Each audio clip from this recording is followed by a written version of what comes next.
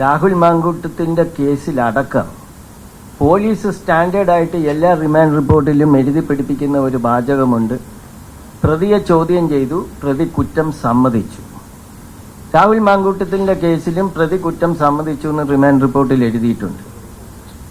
അതിൻ്റെ തൊട്ട് താഴെ എഴുതി വെച്ചിരിക്കുന്നത് പ്രതി അറസ്റ്റ് ഡോക്യുമെന്റ്സ് ഒന്നും ഒപ്പിട്ടില്ല എന്നാണ്. പ്രതി കുറ്റം സമ്മതിച്ചിട്ടുണ്ടെങ്കിൽ confession before a police official is not admissible as evidence in a court of law.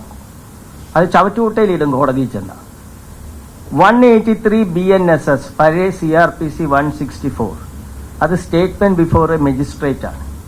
പ്രതി കുറ്റം, എനിക്ക് നിങ്ങളോടുള്ള അഭ്യർത്ഥനയാണ്, പ്രതി കുറ്റം സമ്മതിച്ചെന്ന് ഏതെങ്കിലും പോലീസുകാർ ചോദിച്ചാൽ ആ പ്രതിയുടെ 183 മജിസ്ട്രേറ്റിന്റെ മുമ്പിലുള്ള 183 സ്റ്റേറ്റ്മെന്റ് റെക്കോർഡ് ചെയ്തു എന്ന് നിങ്ങൾ ചോദിക്കണം. അത് മാത്രമേ കോടതി സ്വീകരിക്കുകയുള്ളൂ. ആ മൊഴി രേഖപ്പെടുത്തുമ്പോൾ പോലീസുകാർ കാണൂല. മജിസ്ട്രേറ്റ് ആദ്യം ചോദിക്കുന്നത് നിങ്ങളെ പോലീസുകാർ ഭീഷണിപ്പെടുത്തിയോ എന്നാണ്, ഇത് വോളണ്ടറി സ്റ്റേറ്റ്മെന്റ് ആണോ എന്നാണ്. പക്ഷെ adverse inference public minds create ചെയ്യാൻ ദിലീപിന്റെ കേസിലടക്കം ദിലീപ് കുറ്റം സമ്മതിച്ചു എന്ന് പറഞ്ഞു. അപ്പൊ ഇതൊക്കെയാണ് പോലീസ് ചെയ്യുന്നത്. ഒരാളെ ഇന്ററോഗേറ്റ് ചെയ്യുന്നത് CCTV ക്യാമറയുടെ മുമ്പിൽ വെച്ച് വേണമെന്നാണ്. അതെ, രാഹുൽ ഈശ്വറിനെ കൊണ്ടുപോയത് പോലീസ് ട്രെയിനിങ് കോളേജിലാണ്. എന്നിട്ട് CCTV ക്യാമറ ഇല്ലാത്ത പോലീസ് ട്രെയിനിങ് കോളേജിൽ ഒരു ചെറുപ്പക്കാരിയായ രാഹുൽ ഈശ്വറിന്റെ വൈഫ് ദീപ ഈശ്വറിനെ വിളിച്ചു വരുത്തി, which is highly illegal. Sunset കഴിഞ്ഞൊരു സ്ത്രീയെ വിളിച്ചു വരുത്താൻ പാടില്ല ബിഫോർ സൺറൈസ്.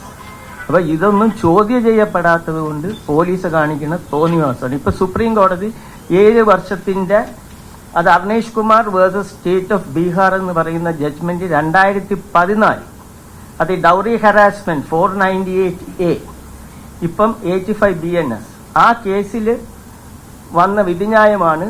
അതിന്റെ കൂട്ടത്തിൽ പറഞ്ഞത് 7 വർഷത്തിന് മുകളിൽ ശിക്ഷ, 7 വർഷം വരെ ആണെങ്കിലും പാടില്ല, 7 വർഷത്തിന് മുകളിൽ ശിക്ഷയില്ലാത്ത ഒരു കേസിലും BNSS 35(3) നോട്ടീസ് പഴയ 41A CRPC സെർവ് ചെയ്യാതെ നിങ്ങൾ വിളിച്ചു വരുത്താൻ പാടില്ല, സ്റ്റേഷൻ ജാമ്യം കൊടുത്തു വിടണം, അല്ലെങ്കിൽ ചില എക്സെപ്ഷണൽ കേസ് സുപ്രീം കോടതി കൊടുത്ത ചെക്ക് ലിസ്റ്റ് ഉണ്ട്, അങ്ങനെ മാത്രമേ റിമാൻഡ് ചെയ്യാവൂ.